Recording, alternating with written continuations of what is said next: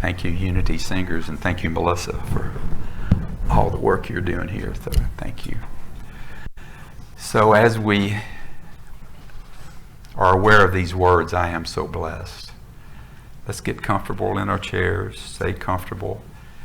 Let the chair fully support you as we begin a time of meditation. So I invite you just to be still, just to be. We're going to talk about Michael Singer's take on meditation in just a few minutes. And yet all the teachers that we have that run across our past, spiritual teachers for eons, have always taught this idea of being separate. Come ye apart. Go into your room and shut the door. This is the room of your consciousness. Go within and close the door. So I invite you to take advantage of that this morning. Feel the energy that happens as we just pause for a minute in our hectic lives that sometimes aren't so hectic, but that we create them to be hectic. That's just what we do. As we talked about last week, that seems to be the human predicament. We tend to make this world problematic for us to live in. And all we can do right now is just rest, let go, relax, surrender.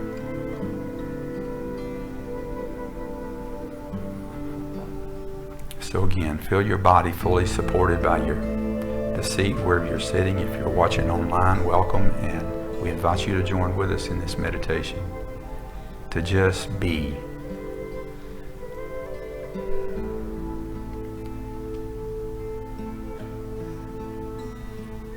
And we turn our focus, our awareness to the breath. It's a typical way that we conduct meditation, so a technique of meditation is to follow the breath. As our conscious mind focus on the breath, the inflow and the outflow. Inflow and outflow. The in and out rhythmic pattern of the breath. As you focus on that, you're able to have moments of clarity from the thoughts in your mind. Just to focus on the breath, just for a few moments. To be in this space where we know the presence of God lives and moves and has being in us. Breathe in love. Breathe out love. Focus on your breath now, just for a couple breaths.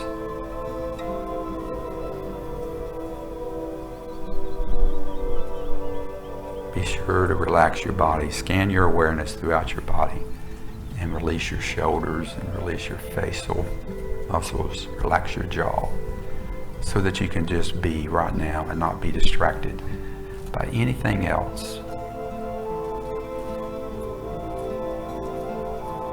And as you do, as you take this breath of life, this breath of source of who we are, feel the awe and wonder of you. Feel that awe and wonder that you are. As we say every Sunday, you're an eachness in the allness of life. Feel that awe and wonder right now.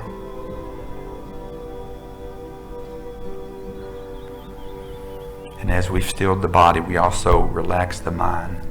We let the thoughts drift by. We're not trying to control them, no judgment. We just let them drift.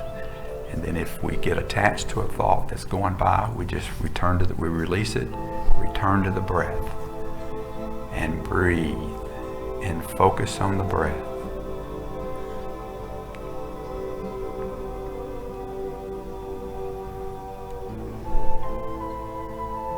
Just a few moments of peace. For we know as we go within inside, there is only peace. No matter the chaos on the outer, as we rest in this place, in the depth of our soul, the depth of our being, there is only peace. Feel that peace flooding your body and your consciousness right now. there is only peace. Quiet, calm, undisturbed peace at the center of your being. So we rest in this peace. We rest in this peace for a few moments in the silence to just get a taste of this, again, the awe and wonder of what's inside of us. And as we go within this silence, we're taking an attitude of gratitude to be grateful for this presence. For as we are present in this now moment, fully present in this now moment, we can realize the presence, this one presence and one power that we talk about here so often. We have to be present now to feel the presence. So hold this in your awareness, not in your thought, but hold in your awareness that I am present to experience the presence. I am present to experience the presence of God and the presence of my true self in the silence, in the silence, in the silence.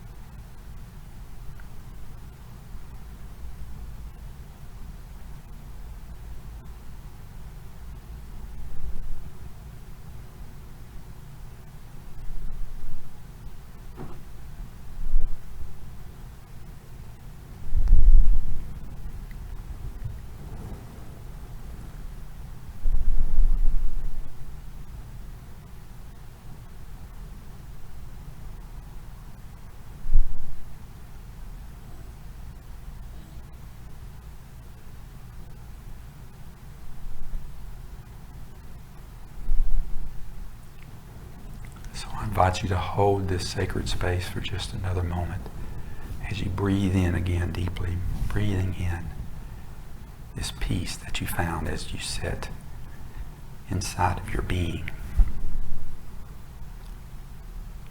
Again, Michael Singer has taught us through this book that we are in there. It's the I. We are the observer of the objects of our consciousness. We are the objects. We are the observer. We are not the objects. We are the observer. Breathe that in and see if you can just see for a moment the objects of your consciousness as we release and let go of those objects. Release and let go.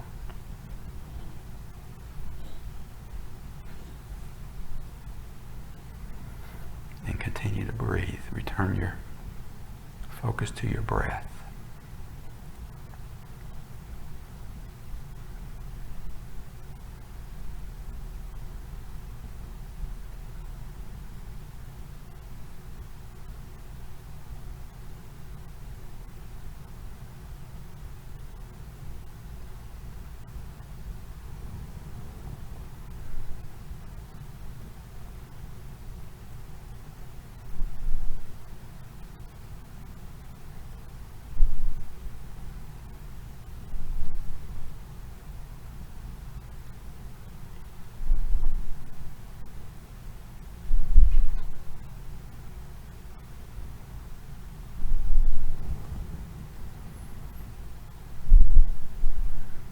So now again, take another deep breath in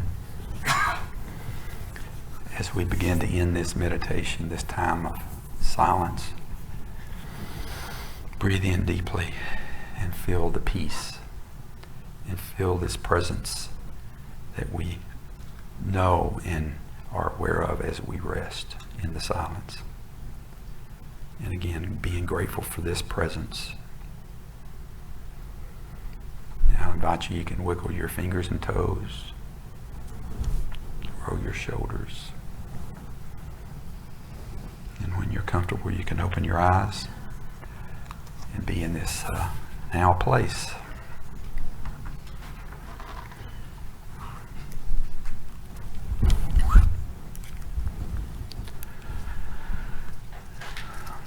So this section of the book and some other material I have, Michael Singer says he's been waiting on this. He's been waiting on this particular section because it's a chance that he gets to tell us how to let go, release and let go. And we have to learn how to do that. We know how to do it, but yet we don't practice it, do we? Or at least we don't always practice it. So we're approaching the end of the book. We've got one more week. We'll conclude this study, this exploration of what we've learned. And we've learned that we are not our thoughts. We are not our emotions. We are not our heart. We're not our mind. We're the observer of those conditions, those objects of consciousness. We are the observer. This comes from a long line of ancient Hindu and Buddhist and other religions of the inquiry. It's referred to in other paths as inquiry, where we are the observer. We watch and observe the activity of our mind and our heart, where the emotions are generated. Not your physical heart, spiritual heart. So that's the process of this. And like Melissa shared in her little opening that I wrote, it says logically it doesn't make sense to store these past experiences that block us from these experiences. It doesn't make sense to keep holding on to these. They may have been bothering us for 15 to 20, 25 years. We don't know. And yet we continue to suffer because we don't let go. We don't even know that we don't let go. Our intention is now to use every moment of our life to free ourselves. That's the purpose of this book. Living Untethered means freeing yourself from the blockages and letting go. Letting go is living untethered. So how do we let go of the blockages in our mind and our heart? Again, he calls them samskaras. These are the blockages that something happens in the outside world, an event, and instead of just letting it flow and be the experience for whatever it is, we push it down to the inside of our being and we bury it into the inside of our consciousness and we bury it. And then something triggers it and it comes back up and we live it all over again. So here, we'll talk about the way that happens more and more and more. So he says one technique, the first technique he talks about for freeing ourselves. These are techniques for freeing ourselves, for letting go. The first one is positive thinking. Yogananda used to teach, he says, every time you have a negative thought, replace it with a positive one. Every time you have a negative thought, you replace it with a negative one. If you've been around unity very long, that sounds just exactly like what we talk about in unity, isn't it? Denials and affirmations. Charles Fillmore, Eric Butterworth all talk about this, to release. Emmett Fox, the divine science minister, also teaches various ways of doing this. He said if you have a negative thought, or a problem, don't think about your problem, think about God. You remember we did this in a talk when we were doing New Thought authors.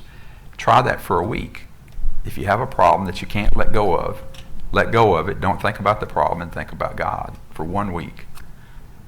It's great if you can do it for just a few minutes. If you can do it for a week, you may be transported. So even in our business, whatever it is, or retirement, if we're retired, we can think positive thoughts. Begin to do that. It's a way of learning to let go.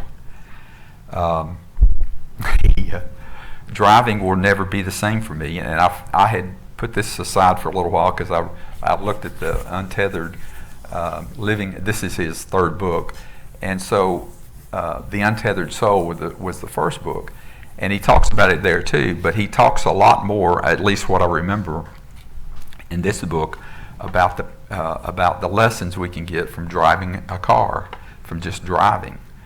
So if you're sitting there in traffic and or behind somebody, and your mind's giving you a hard time, you remember there's two types of thoughts: ones that are created willfully, and those that happen automatically. Most of the time when we're in the car, those thoughts are coming automatically. We're not really willfully creating them; they just happen like that. And so you're sitting there, and these thoughts about the guy in front of you. Why is he going so slow? He's going 5 miles per hour below the speed limit. Oh my God! Why I can't be in a rush because the guy in front of me is going too slow.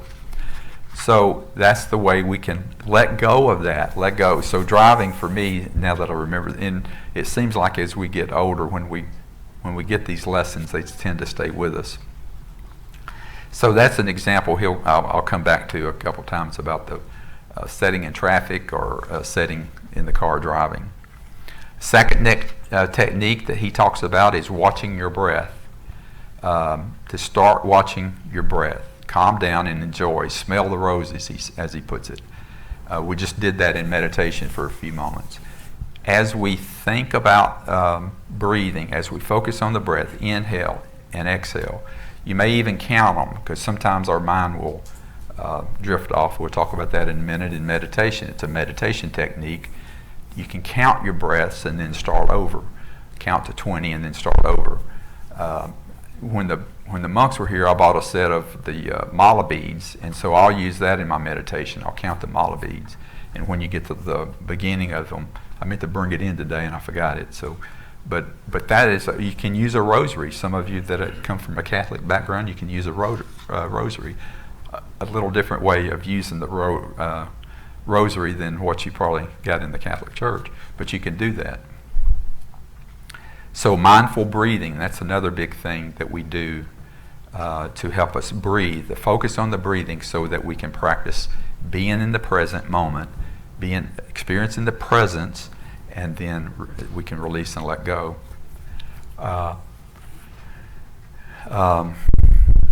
It's a very, very healthy thing to do, is to slow down and breathe and be aware of your breath.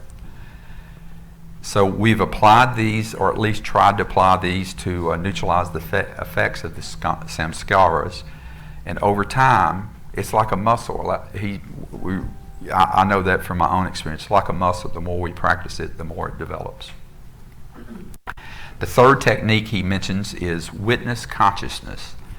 Witness consciousness. That's something that we probably don't use, the term we don't use a lot, but it's what we call, again, it's from ancient teachings, the inquiry, that we are the observer of our thoughts and thoughts and emotions. We are the observer. It's he calls it a very deep technique. It doesn't work with the mind. It doesn't work with the mind. All we're doing is observing. So instantly, if you notice yourself getting charged or a disturbance coming up in your life for whatever reason, whatever it is, notice that it's garbage, he says, and we don't interact with it, we just observe it. It takes practice, obviously, doesn't it? Don't think about it, just observe it, he says. So why do I still bother and let the car in front of me make me upset? Why do we do that?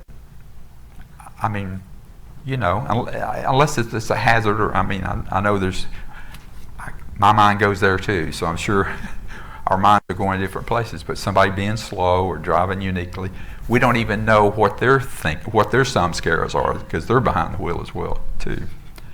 So, and again, he talks about his experience with that. One of the things that he did was to always being aware of the traffic. So we just notice it. And he says, oh my God, notice it. I'm aware of that, and this is what I'm aware of. So what do we do? What do we do when we notice it? That if something's disturbing us, something comes up that's disturbing us, relax and release. Like Melissa says, you're going to hear that a lot, and we're going to hear more of it next week as well. So what are you noticing? Why are you getting upset? And all it is to be uncomfortable for the moment, and it's to relax and release. We're inside. He always asks, are you in there? Are we in there? And we say, yes, we're in there. The observer, the true self is in there, and we're just watching and relaxing. Don't think about it, just relax. Now, that sounds, I'm sure to you that probably, if you've done this before, you know it works. But at first, it just sounds like, what? It can't be that simple. Our lives can't change that easily, can they? Yes, they can. And he reinforces that over and over. Don't think about it. Don't do anything. Just relax and release. So the minute, and the way it works is the minute you see something that's coming up on something disturbing you, relax your shoulders, relax your stomach, relax your face. Now this is even in traffic or whatever it is. Relax, and then release. You have the power. We all have the power to do this, to relax and release these samskaras. Just relax and release. Sounds like a broken record. That's all it is. What we're doing is creating distance between the objects of our consciousness, the thoughts and the emotions, creating distance from those to our true self, our true self. We're the subject, those are the objects, and we need distance between them. And guess what? That's what spirituality is. That's what all the master teachers tell us, that's what spirituality is all about. It's not about changing what we're looking at. It's not about getting sucked into what we're looking at. It's being detached.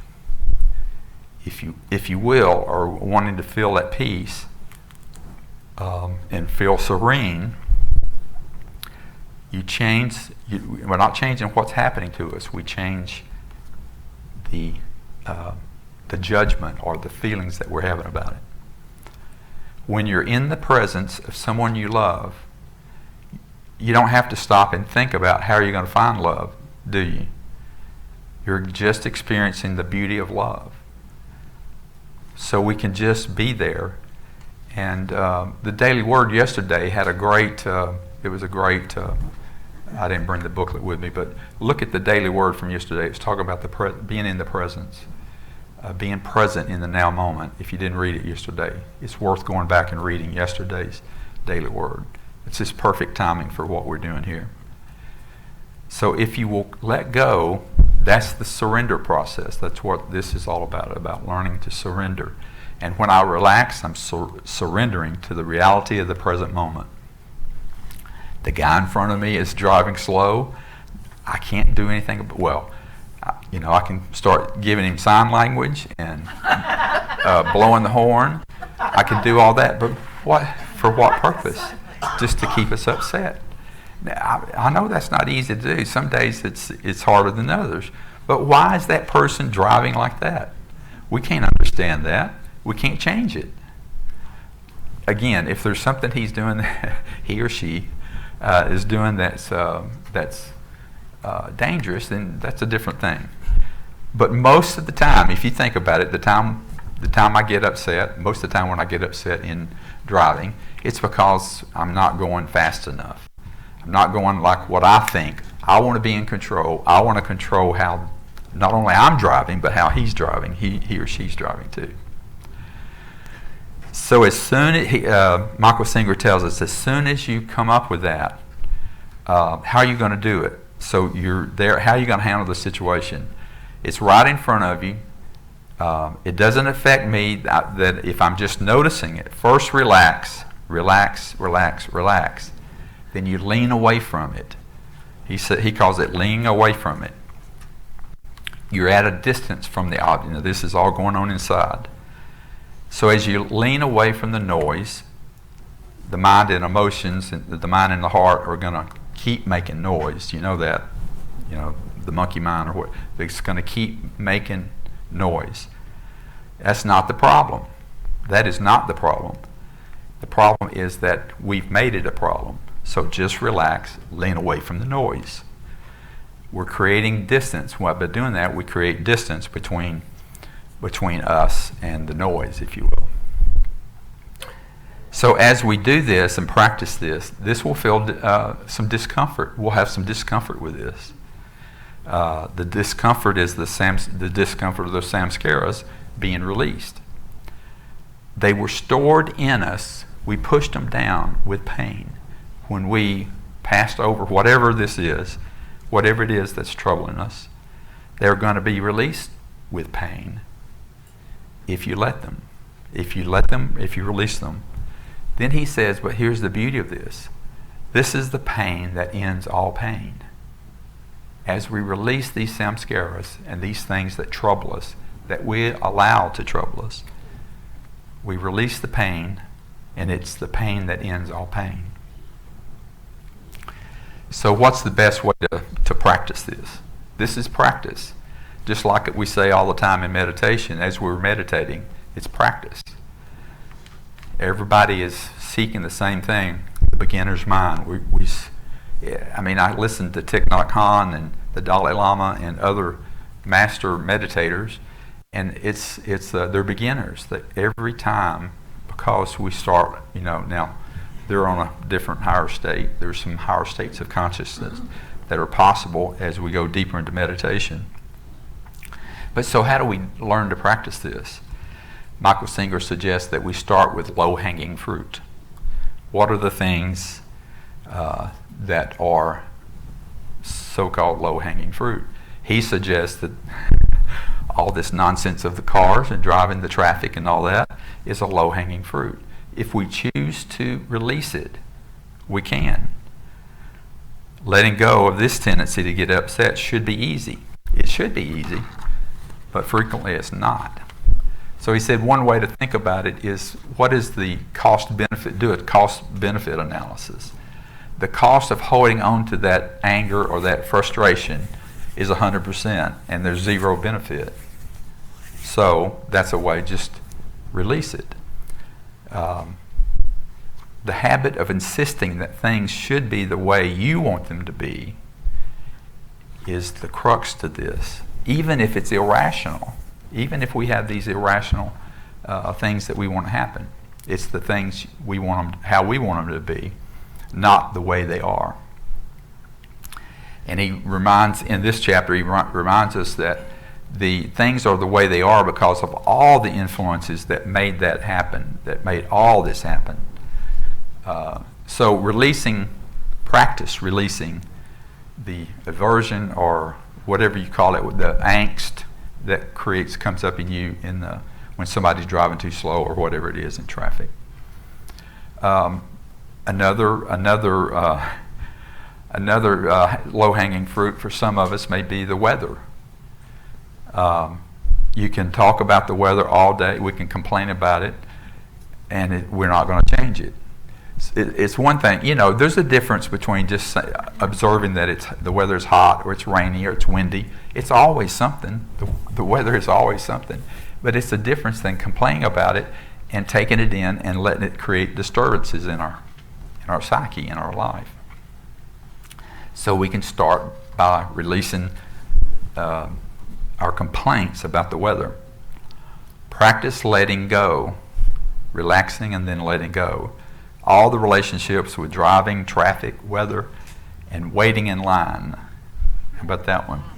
So growing up, my dad hated waiting in line. As a matter of fact, he wouldn't do it. We'd go to a restaurant, usually Sunday after church, and we'd try to go to one of the favorite restaurants that we wanted to eat as a family. Well, we would show up there, but it wouldn't take but just a few minutes, and then he would leave. He couldn't do it. I don't know what the samskara was in him, but he just couldn't do it. So I realized at some point that I took that on. I put that experience of doing that repeatedly, that he would show up and not want to wait in line. He just couldn't do it. I took that on to myself. And so then for part of my adult life, early adult life, I wouldn't wait in line either, or I would complain about it. Complain so violently about it. And then that was a problem for my family, my wife and 2 boys at the time. And so that energy transferred to them as well as disrupted my life. But it wasn't long after, in my young life, adult life, that I realized this energy was not mine, and it never was intended to be something that I needed to stress over and be upset. And yet the influence of my dad was so strong with that I carried it for several years before I was able to let go of it. Low-hanging fruit. If there's something like that, you can take a look at that. So Michael Singer again says that the weather can be an especially good low-hanging fruit, because whether it's hot, it's too hot, too cold, too rainy, too humid, and everything in between. And so he suggests using positive thinking. So yes, it's hot. It is hot outside today. It is hot. And yet, if we think about it, we're 93 million miles away from this sun, this star, and we're still able to feel the heat from this star to bless us with that energy for all various reasons. And so turn this complaining about the weather into something positive. It's what he suggests. Learn to relax and let go. When we relax and let go, 2 things happen. 1, we'll stop fighting over the cause of the disturbances in our mind. We'll stop fighting over it. And 2, we are actually releasing back into the set of ourself, which is spiritual growth. We're actually coming back to ourself, true self. So usually in this, he says, there's a problem. It's because we define it as a problem. It's not really a problem. We are the problem. We are the problem because of the way we've got the blockages for the samskaras. And that can be solved, and it cannot be solved on the outside. Cannot be solved on the outside. It can only be solved on the inside. So one of the things that affects us too is the benefit of getting disturbed by something triggering us why do we get so triggered by something from our past? Again, something that happened 20 years ago or whatever. And then we relive it over and over and over and over, or it comes up over. We might see a billboard. As an example, you might see a billboard that brings something back. He says it's like going out to a restaurant and getting a doggy bag full of food at the restaurant that made you sick. So we take it home so we can eat it again the next morning, so we remind how sick we got. It is something like that, isn't it? So the idea is to let these experiences pass completely through us. And I know we're not used to this. We're not used to this teaching of what he talks about living untethered. Because we're used to, if it bothers us, we'll fuss about it, cuss about it, blame somebody about it, judge somebody about it, and we just push it down and then let it come back up so we can do the same thing again. It's almost like a sport. It's almost like that's what we do. Unconsciously and not intended to hurt anybody, but the biggest problem is it hurts us. You know, we talk about putting your hand on, a kid putting their hand on the stove. Once they do that, they won't do that again. The experience is there. The experience came in, it passed, and they won't put their hand. It's in their psyche. They won't put their hands on a stove again, a hot stove. The same thing can happen to us with all the blockages. It's very straightforward. Very straightforward. No, I didn't say it was easy. No game. It's quite simple. Whatever comes up, let it pass. Let it come through. Let it pass as an experience. The experiences are what blesses us. All the experiences that have happened in our life are blessings. We always ask, don't answer, would you change really anything in your life that's happened in your past? Would you change anything? There's probably exceptions to this.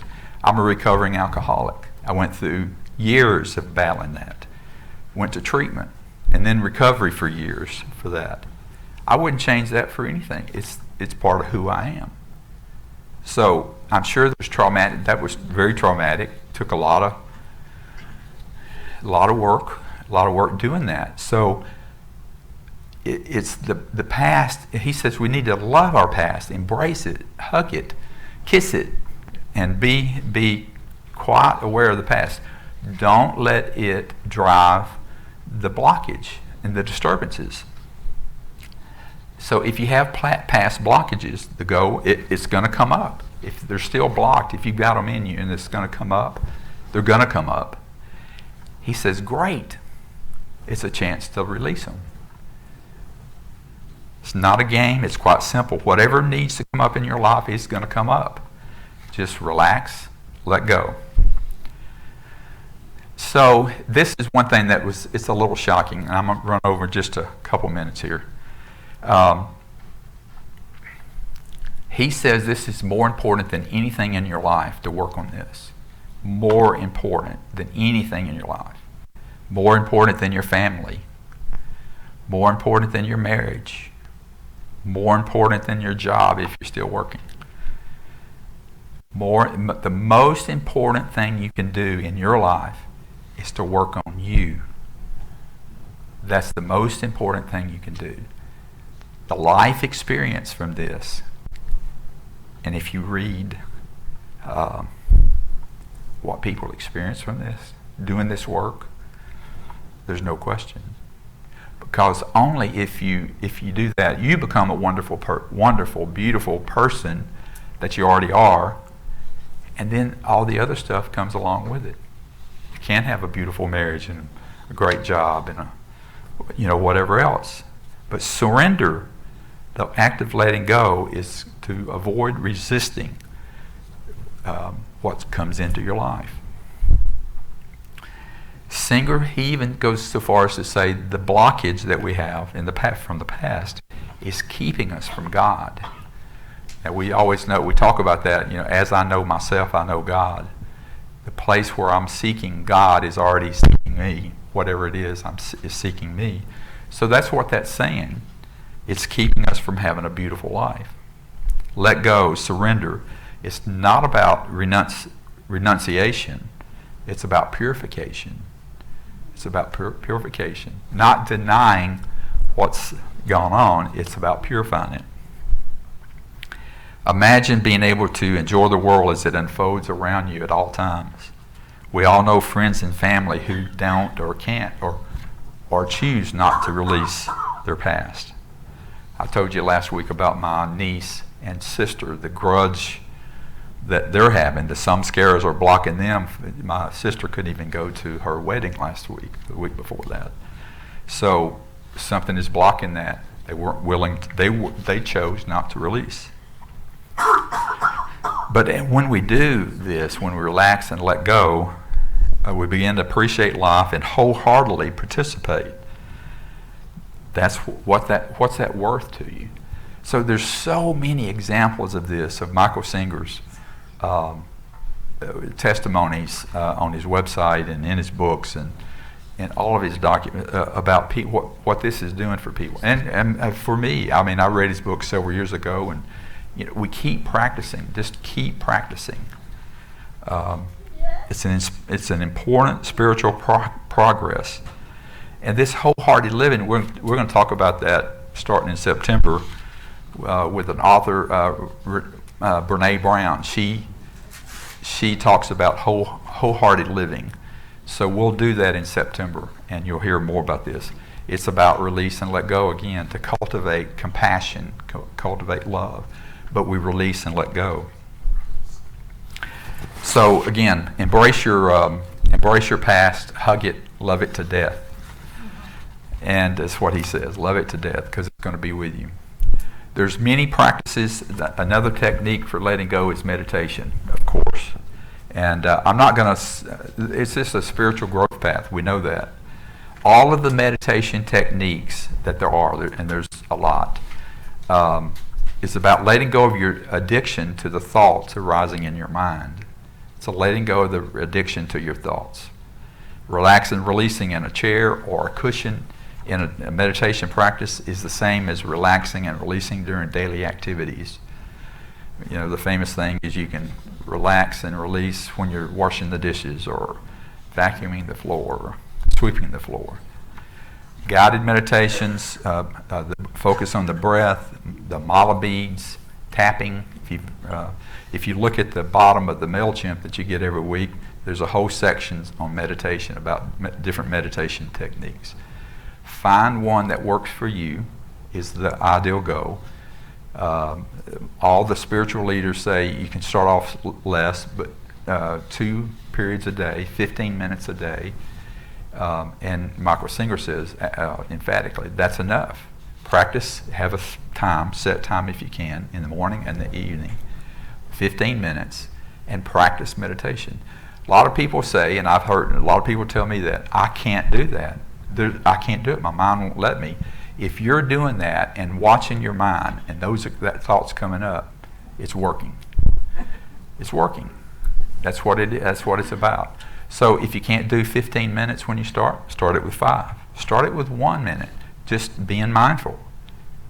Don't set it. And he says, whatever you do with it, it doesn't matter. The technique doesn't matter. Whatever you do, don't expect a spiritual experience. Whatever you do when you start meditating, or even when we continue meditation practice, don't expect a spiritual experience. Don't set your expectations so high that'll keep you from coming back and doing it again. Just sit. We were talking about that this Thursday in meditation, in our meditation group. It's okay just to sit for 5 minutes, 10 minutes, 15 minutes. It doesn't have to be a guided meditation. It doesn't have to be music. It takes a little bit of, it's really an interesting experience to do that. But just be present. Be present. He stresses that so emphatically in this book. Don't set expectations. Just be. Be present. It's the only way you can realize the presence. Okay. Handling the bigger stuff. Melissa says she's got bigger stuff we got to handle. We all have bigger stuff.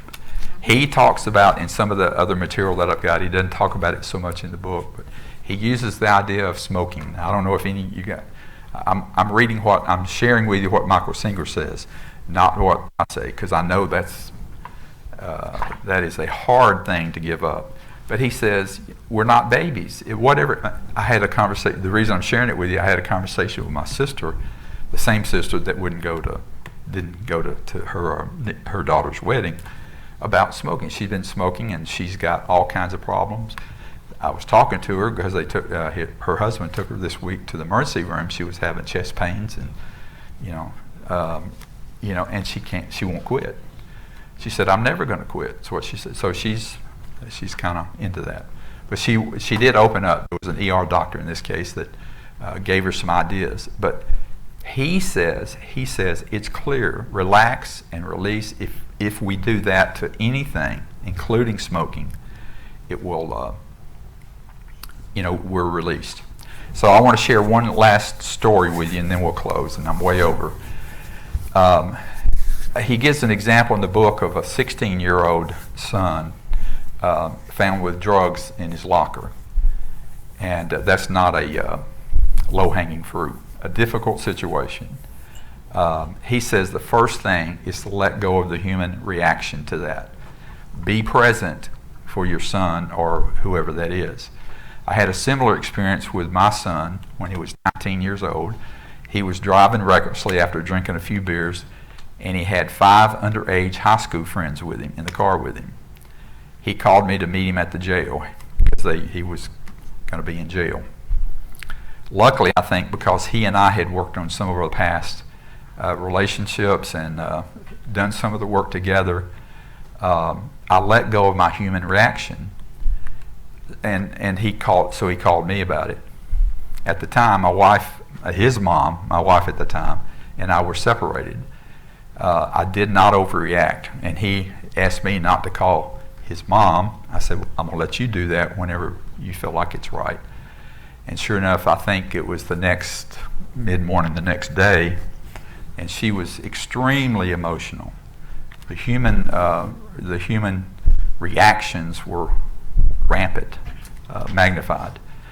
I don't mean to judge. I'm not going to say any more about that. Just that's what happened. She was extremely emotional, and she said, I remember it. Look at what you're doing to this family. He spent the night in jail. I picked him up the next morning. We went to breakfast and talked. And Michael Singer reminds us, don't let go of the situation. Let go of the reaction to the situation. What he needed was love and acceptance and a hug. He didn't need a lecture. There was consequences from his actions, no question, and he followed through with that and did all that. But at the moment, what he needed was to be loved. Didn't need the human reaction. That's not easy to do either. But it caused me not to be damaged and disturbed while not letting go of seeing this situation. So it's over and over and over. There's past. Keep letting go. The entire spiritual process is about letting go. We've got more to talk about that. So again, next week we'll look at what it means for every single person to live a life of acceptance. Living untethered means to let go of yourself, to transcend your personal self as Buddha taught, to die to be reborn as Jesus taught. It is the essence of all spiritual teachings, and it is the truth. Everyone is capable of freeing themselves if they are willing to do the inner work. Thank you for being here and being willing to do the inner work. Namaste.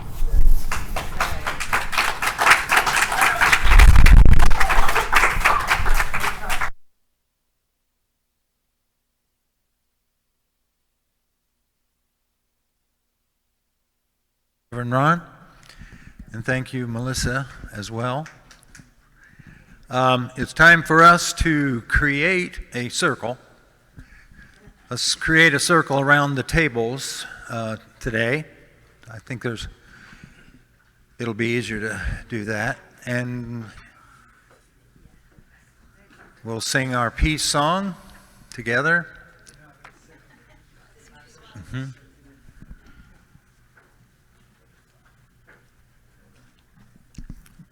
I'll get over here.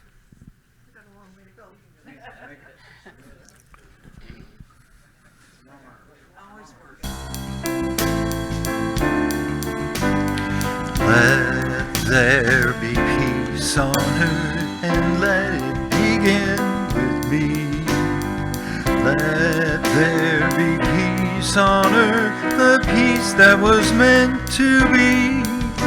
With God as creator, family all are we.